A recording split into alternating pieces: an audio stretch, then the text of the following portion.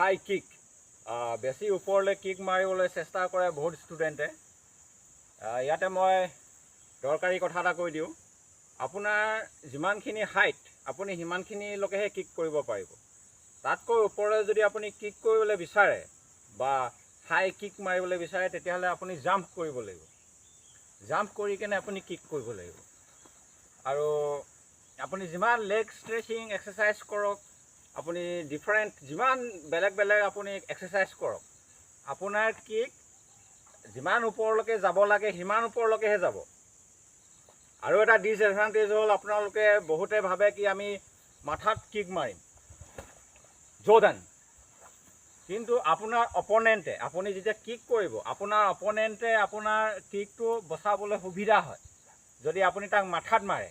কিন্তু আপুনি তাক যদি চুডান কৰে, চুডান কৰিলে কি হয় তাৰ এনেকৈ আঁতৰিবলৈ দিগদাৰ হয়।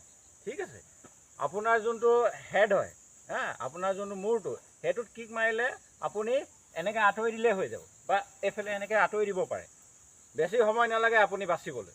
কিন্তু আপোনাৰ যদি বডিটো চুডান পজিশ্যনটো এইটো আঁতৰাবলৈ হ'লে আপোনাৰ দিগদাৰ হয়, বহুত মানে টাইম লাগে।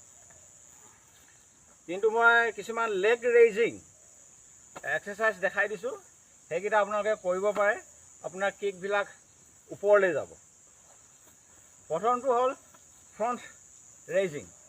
এই আঁঠুটো বুকুত লগাবলৈ চেষ্টা কৰিব।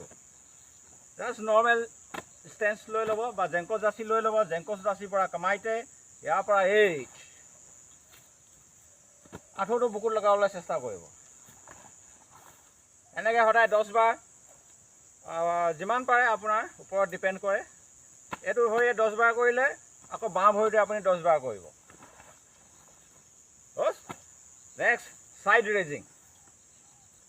ছাইড ৰেজিং কৰিব পাৰে সেইকিতেই ইয়াৰ পৰা চিধা উঠাব, চিধা, এইফালে বেকা বেকি নহয়। এই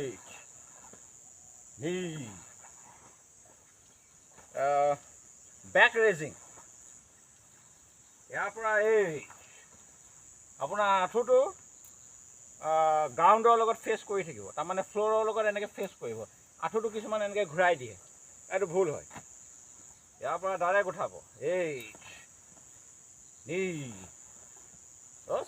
নেক্সট ভিতৰৰ পৰা বাহিৰলৈকে, এই এগেইন বাহিৰৰ পৰা ভিতৰলৈ, এই কমাইতে এইকেইটা এক্সাৰচাইজ আপোনালোকে 10 বাৰ 20 বাৰকৈ কৰক সদায়, আপোনাৰ কিকটো হাই হ'ব।